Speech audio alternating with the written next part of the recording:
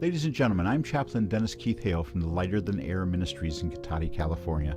I'm coming to you today to speak about something very serious. If you have a son or a daughter age 18 to 26, listen up, this is very important. If you don't want to have them go off to war, have them do this today. Have them take a paper and pencil and in their own hand write down how they do not want to kill. Do they not want to learn how to be a killer for the name of our government? They don't want to be serving in that capacity. Write this down and seal it in a letter. Of course, keep a copy for yourself.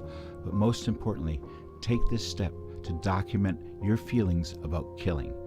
Now keep this envelope, mail it to yourself with a postmark on it. Make sure it receives a postmark and never open it. And the only time you're going to open this letter is going to be about a year from now, when the Selective Service will be up and rolling and they're starting to take young men and young women in. Now, of course, how convoluted this is. Trump doesn't want to include women in he cherishes women, of course. He does not want them in battle. So he's not going to conscript women, he says, just young men. And once again, the young men of our generation suffered through Vietnam. The next generation, the terrible wars of Iraq and Afghanistan.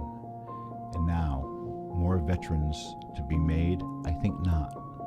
I think that we have to stand up and speak truth to power, that we are not going to fight for the gas fields of Iran or Iraq. We're not going to bomb anyone's submission because they might have a nuclear weapon a couple years down the road. This is not the American way. We are truly Americans.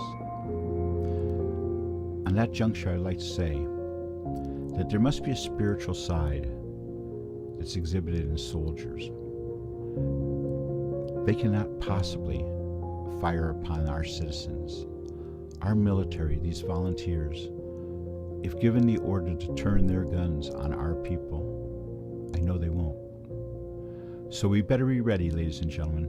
We better be ready for acts of civil disobedience that we haven't seen since, well, I forget when, I guess it's Vietnam. Because we never saw the great uprising against the war, and after 9/11 we sort of justified attacking these people because our government did.